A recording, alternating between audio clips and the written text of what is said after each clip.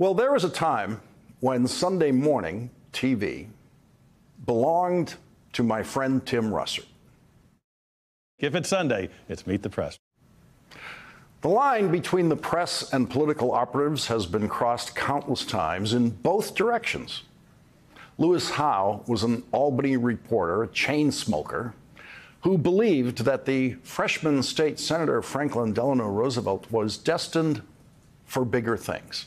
Lewis Howe became not just Senator Roosevelt's re-election campaign manager, but the manager of Franklin Roosevelt's political career. There would have been no Governor Roosevelt. There would have been no President Roosevelt without Lewis Howe. Tim Russert got his start in politics the same way I did, working for Senator Daniel Patrick Moynihan.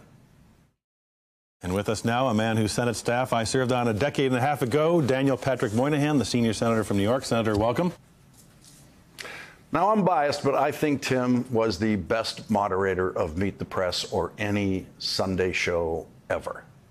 No one ever questioned Tim Russert's fairness and objectivity, even when he was interviewing his former boss. And I have a feeling Tim Russert would have been cheering for his former protege and friend Chuck Todd yesterday after Meet the Press interview of the former Republican Party chair, Ronna McDaniel, who was hired as a paid contributor at NBC News last week. I think our bosses owe you an apology for putting you in this situation, because I don't know what to believe.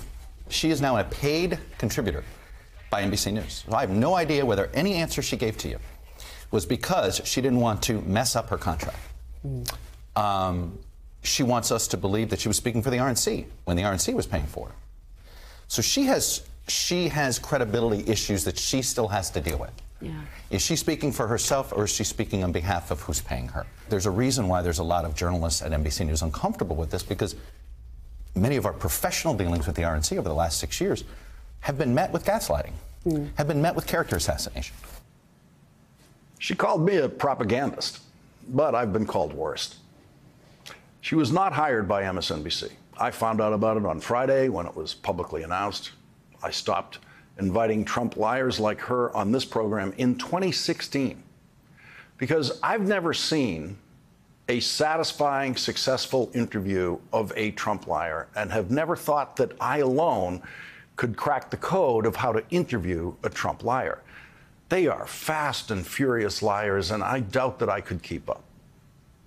I would never interview Ronna McDaniel as an expert on Republican campaigns the way I frequently interview my longtime friend Stuart Stevens, who ran her uncle Mitt Romney's presidential campaign. MSNBC will not use Ronna McDaniel as a political analyst, but I do have a few questions for her whenever she might want to come on this program, and I'll make it easy for her. I'll tell her the questions ahead of time. My first question would be, why did you change your name for Donald Trump? Before Trump ran for president, her name was Ronna Romney McDaniel.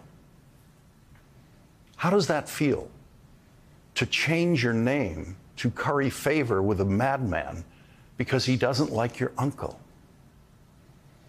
How did you explain that to your kids?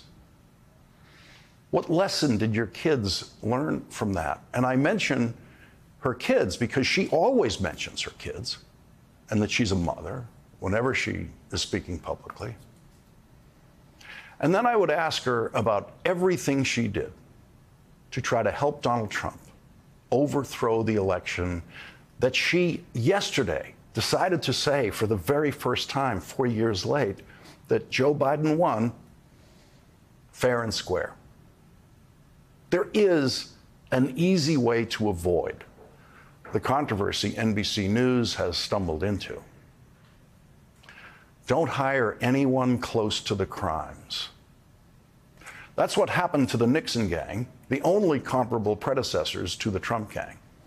Only the Nixon speechwriters, who literally worked in a different building from the White House, far away from the crimes, were welcomed across the line into the news media. William Safire became a serious conservative columnist at the New York Times in 1973, the year before the Nixon crimes were fully exposed.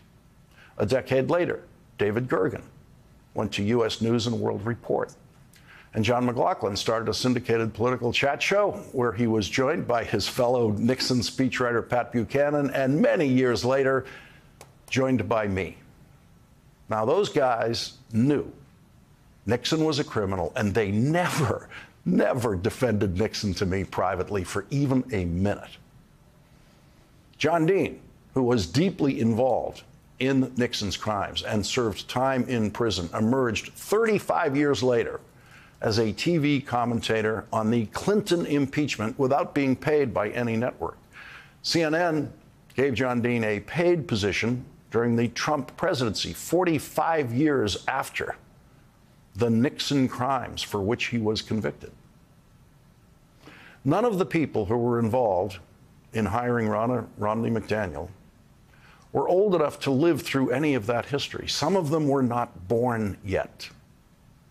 They don't know the Nixon rule, the rule the news media followed when hiring the very few people who were hired from Nixon world. No one close to the crimes. Ronna McDaniel was on the phone with Donald Trump while he was trying to illegally overturn the presidential election in Michigan. That is close to the crimes. That is way too close to the crimes.